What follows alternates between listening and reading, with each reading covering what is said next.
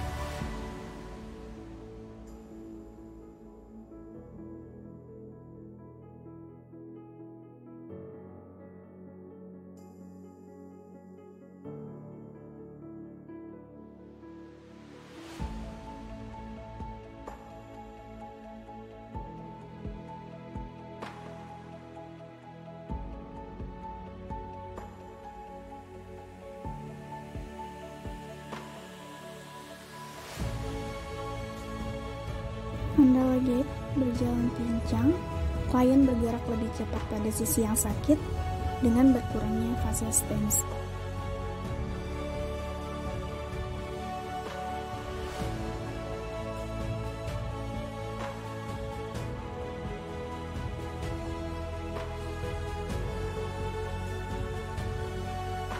Tren Berenbach gait, yaitu badan condong ke arah lateral pada sisi di mana tubuh bertumpu, itu terdapat kelemahan otot gluteus medius.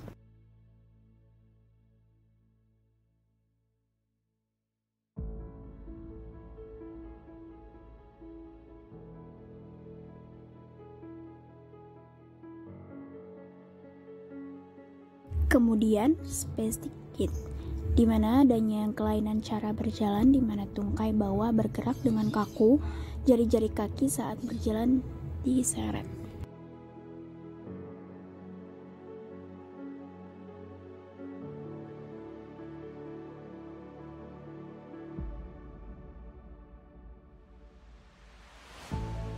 Waddling gait, adanya kelainan cara berjalan di mana langkah tubuh dengan gerakan selang-seling yang berlebihan disertai peninggian hip joint berjalan seperti bebek.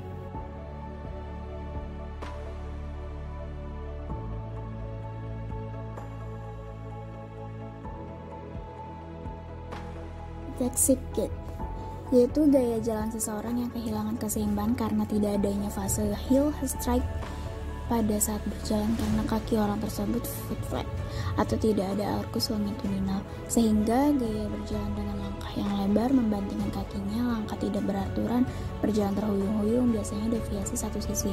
Pada keadaan gelap atau tutup mata, makin memburu.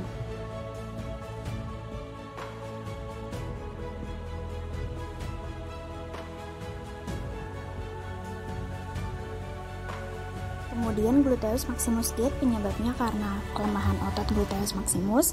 Pola jalannya pada kaki yang tidak sakit melakukan initial contact, maka pada sisi yang lemah toraks akan bergerak ke belakang, akibatnya terang akan mundur.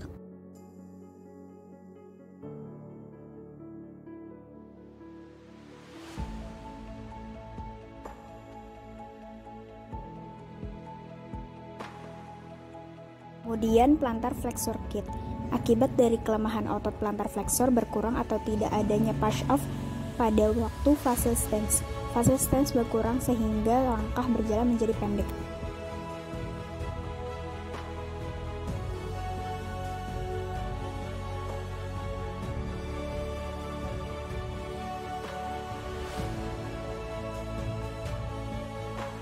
Kemudian Parkinson Gait, posisi atau keadaan dari leher, tulang belakang, dan keadaan lutut pasien dalam keadaan fleksi, cara jalannya terburu-buru atau mengambil langkah pendek namun cepat. Kedua, lengan dalam keadaan kaku dan tidak mempunyai gerakan asosiasi yang normal pada waktu berjalan sehingga pasien menengadah ke depan dan jalannya seakan-akan tidak bisa dihentikan.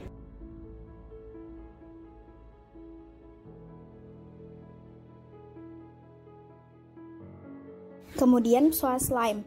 Penyebabnya adalah kelemahan otot psoas mayor, akibatnya merasakan sakit di hip, gerakannya melebihi trunk dan pelvic, sulit dalam melakukan fase swing, tidak bisa melaksanakan fleksi hip sehingga fase swing jadi sulit dilakukan, akibatnya pola jalan jadi lateral rotasi atau circumduction, fleksi knie, dan abduksi hip.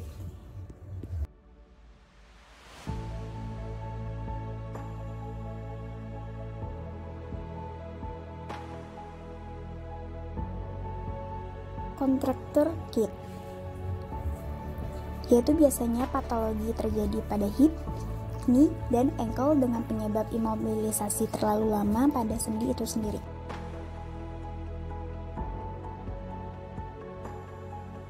Progenic gait, yaitu penyebabnya kekakuan pada hip atau knee, pola jalan pada kaki yang sakit, gerakannya sirkumduksi, pada kaki yang normal lebih mencondongkan plantar fleksi sehingga hip lebih tinggi daripada normal untuk kompensasi.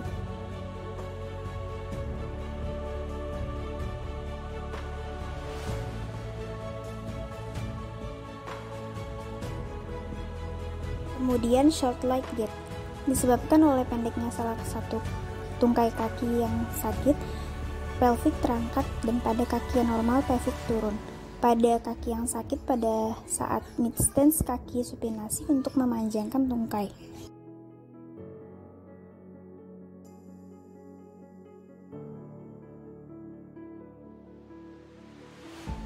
Kemudian hemiplegic gait, yaitu tungkai yang sakit tampak kaku dan diayunkan pada panggul dengan gerak setengah lingkaran.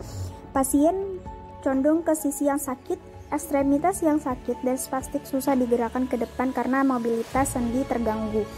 Jari-jari kaki pada tungkai yang sakit cenderung fleksi atau mencengkram sehingga diperlukan gerak abduksi dan sirkumduksi dari ekstremitas untuk menggerakkan ke depan.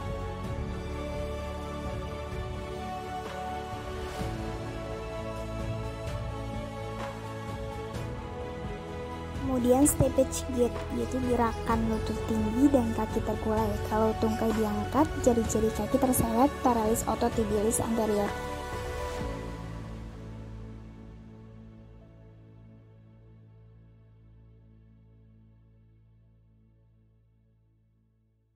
Limping gait, adanya rasa nyeri pada salah satu ekstremitas bawah. Pasien meletakkan ekstremitas yang sakit dengan pelan-pelan, langkah-langkahnya pendek agar kaki yang sakit secepat mungkin bebas dari bebannya. Tungkai yang sehat dilangkahkan dengan cepat ke depan dan dihentikan kuat-kuat ke lantai.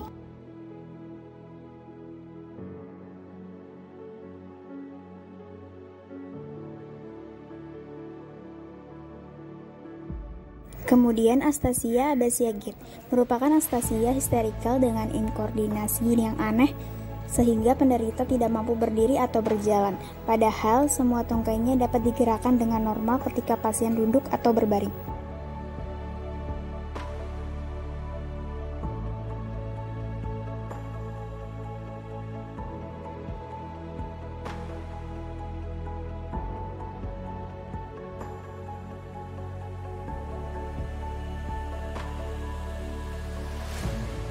Kemudian drunken gait, gaya berjalan terhuyung-huyung pada alkoholisme akut, keracunan obat, dan tumor otak.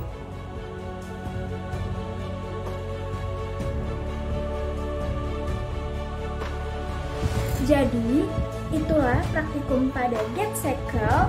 Sekian dari saya, kurang lebihnya mohon maaf. Wabillahi taufiq wal hidayah. Wassalamualaikum warahmatullahi wabarakatuh.